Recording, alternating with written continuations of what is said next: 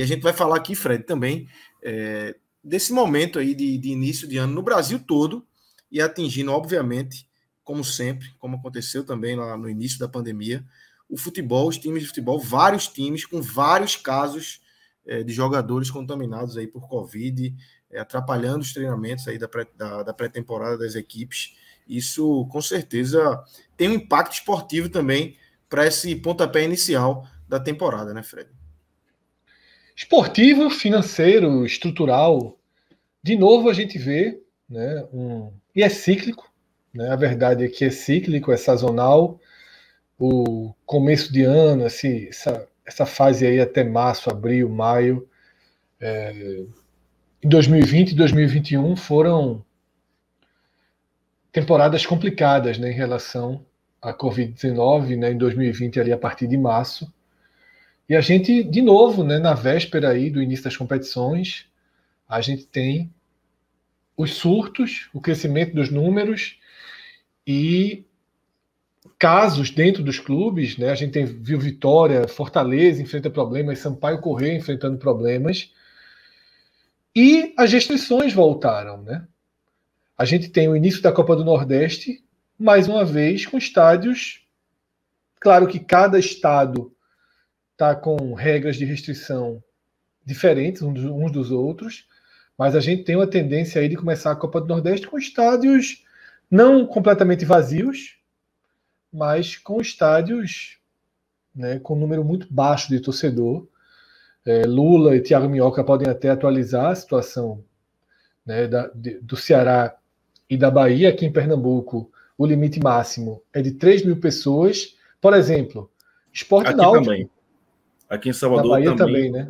3 mil pessoas. 3 mil. Ceará está como, Minhoca? O limite máximo? No momento não tem nenhuma restrição quanto ao público nos estádios, mas toda semana, todo fim de semana, o governador está fazendo um decreto. Pode ser que agora, nessa sexta-feira, tenha algum decreto que seja parecido com Pernambuco e com a Bahia. Um parêntese sobre o Ceará, que tudo tem muita questão de pressão política de todos os lados. No caso do Ceará, existe até a pressão de não limitar assim, a torcida do Fortaleza na Libertadores, porque esse tipo de pressão vai existir. Porra, não vamos discutir que é o correto, tem que ter 3 mil pessoas, mas a galera não vai escutar isso e não vai tentar mudar esse número, tá ligado? Assim, não, tranquilo, 3 mil pessoas. Então, assim, tem todo... No futebol cearense especificamente, e o Ceará que também está na Sul-Americana, mas sobretudo o Fortaleza na Libertadores, eu acho que ainda vai ter... Que poderá ter esse...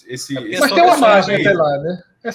Tem uma margem. Tem uma margem. Olha só, é mais para frente, mas não é muita margem também. Sim.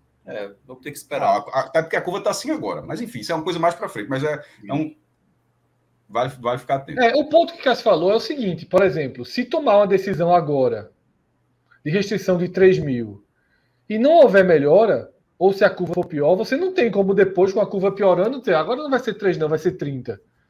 Tá? Então, essa visão de Cássio, ela se encaixa nisso. Porque na hora que você toma uma decisão, essa decisão ela vai, a partir de agora, sendo pautada pelos números, né? Números de casos, números de internações e, fundamentalmente, a pressão do sistema de saúde, que são os números de leitos ocupados. Agora, eu ia dizendo, né, nesse decreto de Pernambuco, que vai até o dia 31 de janeiro, já atinge a segunda rodada da Copa do Nordeste.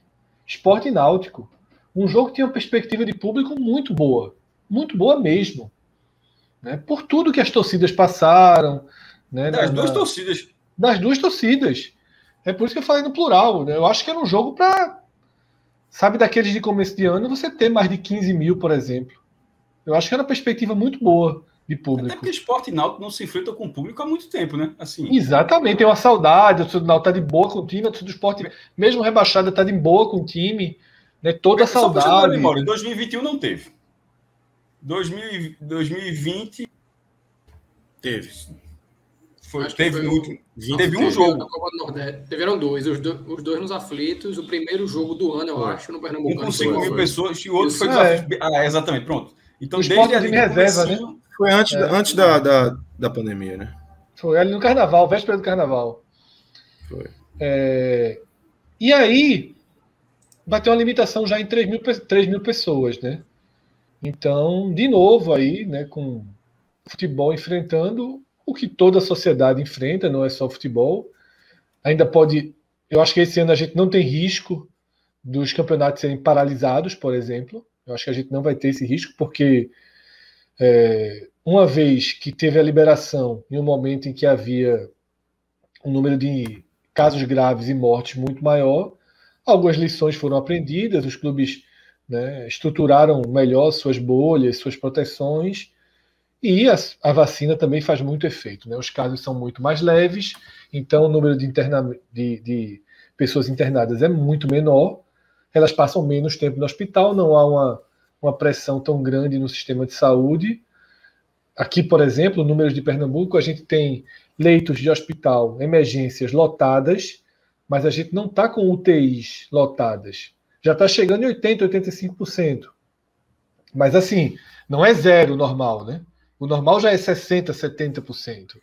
Porque tem todas as outras doenças e problemas e acidentes e tudo que faz com que as UTIs sejam ocupadas. Então é isso. Eu acho que agora, Lucas, a gente entra num momento difícil de novo, mas eu acho que é importante a gente pontuar que é melhor, tá?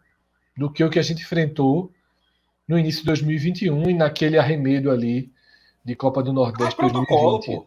Quando começou, Fred, até desculpa do que eu ia falar, se foi mal. Não, tranquilo.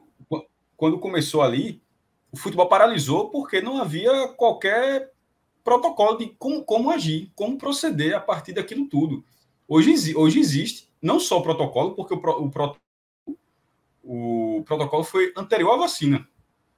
Eu estou enganado. Acho que foi. O protocolo foi anterior à vacina. E isso, então, eu fiquei exatamente com essa dúvida, mas foi exatamente isso.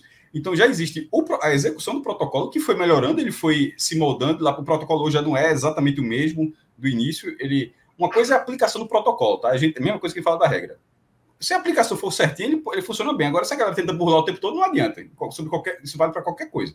Mas considerando o protocolo, a execução do protocolo, ele funciona e é um protocolo com quase a totalidade, porque ainda tem uns que não se vacinam aí, mas com quase a totalidade dos envolvidos com aquelas pessoas vacinadas. Então, eu estou dizendo isso porque o risco de paralisação da competição eu acho assim irrisório. A do público, razoável. Porque cá para nós, um jogo com 2.000 pessoas é quase não ter público também. Assim, eu estou colocando desse balaio, tá? Tipo, passar o ano tendo 2.000 pessoas. É quase um ano sem público novamente, porque assim, é um público de ginásio. Mas assim, o campeonato... E com uma dificuldade muito grande, Cássio, que é mostrar o teste, né? É um dificultador muito grande, porque um teste no sistema privado é caro. É cento e poucos reais. Aí foi puxado. Em alguns jogos aqui no Recife, eram disponibilizados testes, acho que 600 por jogo, 700. Mas assim, essa é uma mudança que pode, mesmo com a limitação lá embaixo, fazer com que você não alcance nem essa limitação. Exatamente, Cássio. Eu acho que para outros eventos, sobretudo, para o futebol tem a paixão que move e tal, mas para outros eventos, liberou 3.000, obrigou o teste, é quase que dizer, tá proibido, porque não dá para fazer um evento de 3.000 obrigando todo mundo a testar. Você abre uma porta e fecha. Futebol, viu? É muito difícil, Cássio, muito difícil, muito difícil. Agora no futebol que eu digo, a paixão, eu quero ir pro clássico, aí o cara vai ali numa... Porque tem um serviço público... o cara vai num jogo ou outro, né? O cara vai pensar muito mais. Até porque enfiar aqueles palitinhos no nariz é melhor ver pela televisão o jogo.